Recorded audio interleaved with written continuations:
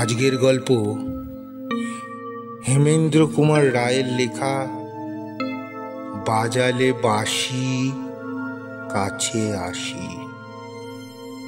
গল্প পাঠে এবং সমগ্র পরিচালনায় আমি শুভাশিস। তোমরা কোণারকের নাম নিশ্চয়ই শুনেছ। কোণারক হচ্ছে একটি জায়গার নাম, পুরী থেকে প্রায় 18 মাইল দূরে। সেখানে খুব পুরনো একটা ভাঙাচোরা সূর্য মন্দির আছে। মন্দিরের বেশিরভাগ এখন ভেঙে পড়েছে বটে, কিন্তু যেইটুকু এখনো দেখতে পাওয়া যায় তা এত সুন্দর যে পৃথিবীর সব দেশ থেকে দর্শক আসে সেখানে মহা আগ্রহে। কোণারক বা পুরীধামের মাঝখানে 18 মাইল জায়গাটাকে মরুভূমি ছাড়া কিছুই বলা যায় না। এই মরুভূমির একদিকে দাঁড়িয়ে আছে জগন্নাথের মন্দির, আর একদিকে কোণারকের সূর্য মন্দির।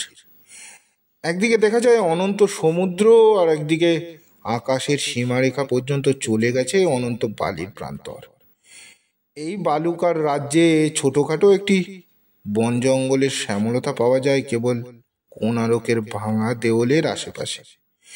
এই বন জঙ্গলের মধ্যে একটি সরকারি ডাক বাংলোয় আছি। আমি যখন সেই বাংলোয় গিয়ে আশ্রয় নিয়েছিলাম তখন সেখানে এক তান্ত্রিক সন্ন্যাসীর নির্জন আশ্রম দেখেছিলাম। বাংলার ভিতর 2খানি শোবার ঘর, তার একটিতে ছিলাম আমি, এবং অন্য একটি দখল করেছিলেন আরেকটি অপরিচিত ভদ্রলোক। পরে তার সঙ্গে আলাপ পরিচয় হয়েছিল। নাম পূর্ণবাবু, কলকাতার কোন একটি কলেজের অধ্যাপক। এখানে এসছেন কোণারকের মন্দির দেখার জন্য। কোণারকের মন্দির থেকে খানিক তফাতে এগিয়ে এসে পাওয়া যায় চন্দ্রভাগা নদী।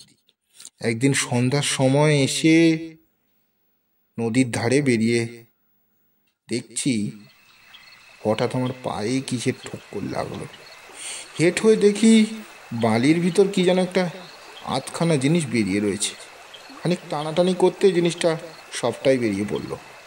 ভালো করে পরীক্ষা করে বুঝলাম সেটা হচ্ছে অদ্ভুত আকারের এক বাঁশি। অন্যমনস্কভাবেই সেটাকে হাতে নিয়েই আমি বাংলোয় ফিরলাম। যখন বাংলোর খুব কাছে এসেছি তখন কেন জানি না আমার মনে হলো আমার পিছন পানে ফিরে তাকানো উচিত।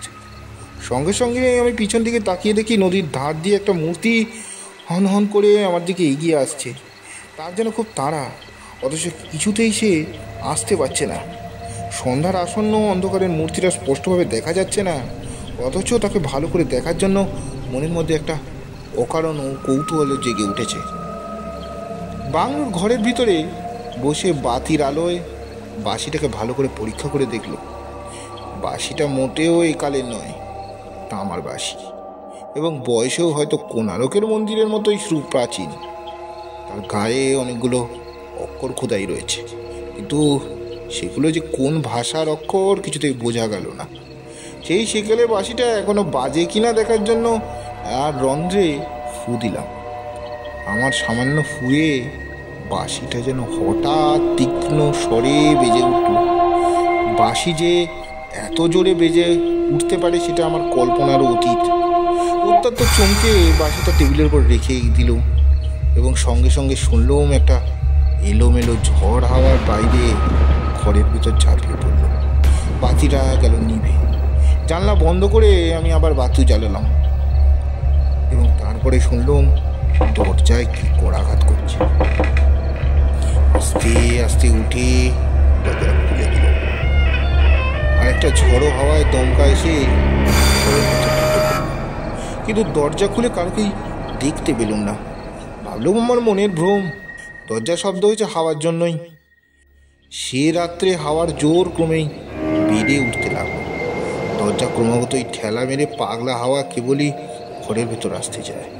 তার আওয়াজ শুনে আমার মনে হলো কোণারকের ভগ্ন মন্দিরের আত্মা যেন করুণ আর্তনাদ করছে, যেন দেউলের সমস্ত মূর্তি যেন হঠাৎ জ্যান্ত হয়ে কাতর কান্না শুরু করে দিয়েছে।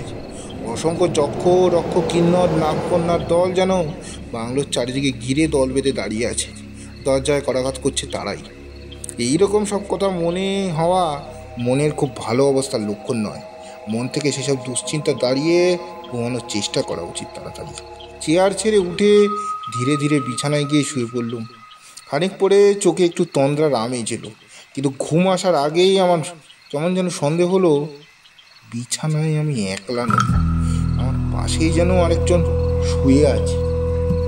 টেবিলের উপর বাতিটা তখনও জ্বলছিল, সেই আলোয় আড়ষ্টভাবে পাশ ফিরে দেখলুম বিছানায় আমি ছাড়া আর কেউই নই।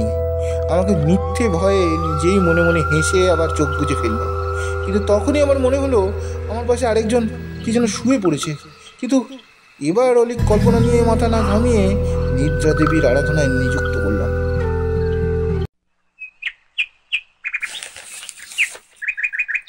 সকালবেলায় বেড়াতে বেরিয়েছি, পূর্ণবাবুর সাথে দেখা। তিনি কিরকম এক চোখে আমার দিকে তাকিয়ে আছেন দেখে আমি জিজ্ঞাসা করলাম, আপনি আমাকে কিছু জিজ্ঞাসা করতে চান? পূর্ণবাবু বললেন, আজ্ঞে না, কাল সারা রাত কি আপনার ভালো ঘুম হয়নি? কেন বলুন তো? কাল সারা রাত আপনি ঘরের ভিতর থেকে নানা রকম শব্দ আসছে, ওই জন্য চেয়ার টেবিল সরাচ্ছে, গরমায় লাফালাফি করে ছুটে বেড়াচ্ছে, দুমদাম করে দরজা জানলা খুলছে আর বন্ধ করছে, এসব গোল মেরে আমি কাল রাতে ঘুমোতে পারিনি। আমি বললুম, এ তো বাড়ি আশ্চর্যের কথা, কাল সারা রাত আমি তো ঘুমাচ্ছিলাম, আমার ঘুমের তো কোনো ব্যাঘাত হয়নি। পূর্ণবাবু অপ্রস্তুত হয়ে বললেন, তাহলে আমারই বোধ হয় শুনতে ভুল হয়েছে, শব্দগুলো তাহলে অন্য কোথাও জেগে এসছে। এমনি সব কথা কইতে কইতে ফিরে এসে আমরা বাংলোয় বারান্দায় উঠছি, এমন সময় ঘরের ভিতর হাওমাও করে চেঁচাতে চেঁচাতে এক বালক ছুটে বেরিয়ে গেল। বাংলোর রক্ষকের ছেলে, বয়সে ঠকঠক করে কাঁপছে। তাকে তাকে দেখে তার কাছ থেকে জিজ্ঞেস করলাম, কিরে কি হয়েছে? ঘরে খাটে কে বসে আছে? দৌড়ে ঘরের ভেতর হাজির হলাম। খাটের ওপর তো কেউ নেই, কেবল বিছানায় চাদরখানা এলোমেলো হয়ে গুটিয়ে পাকিয়ে মেঝে পড়ে রয়েছে। বালক বললে, না, সে তো খাটে বসেছিল, সাদা কাপড়ে তৈরি একটা সাদা মূর্তি আমাকে দেখে খাট থেকে নেমে পড়লো।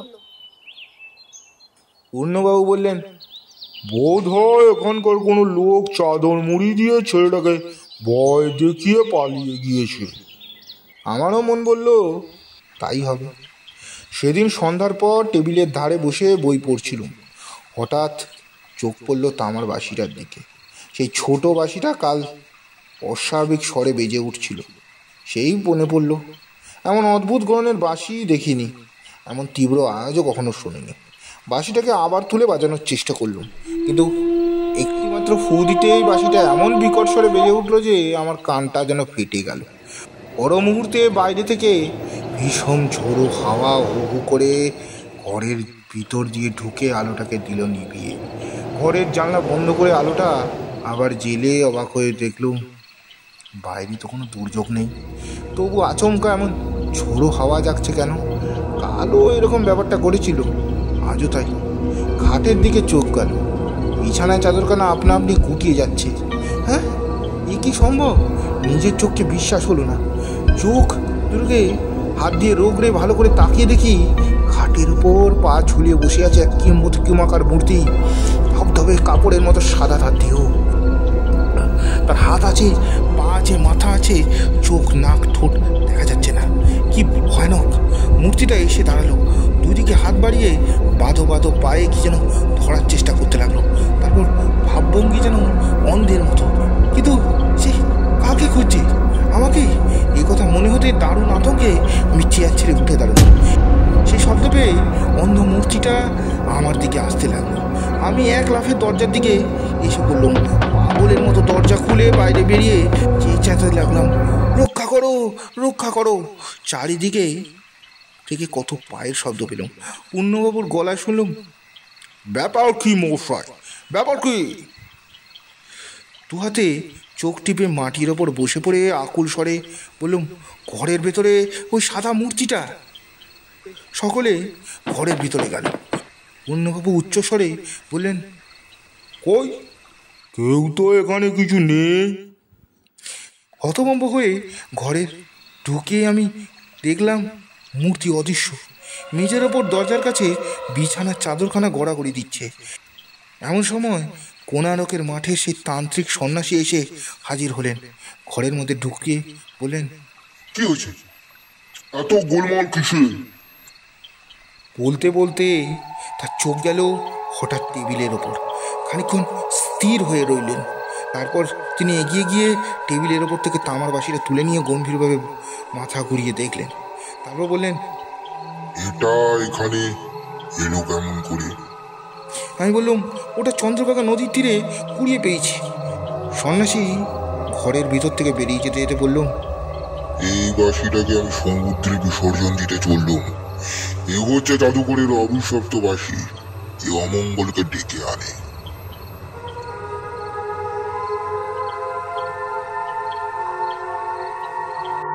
সমাপ্ত। গল্পটি কেমন লাগলো আপনাদের? গল্পটি ভালো লাগলে অবশ্যই লাইক, সাবস্ক্রাইব ও শেয়ার করতে ভুলবেন না।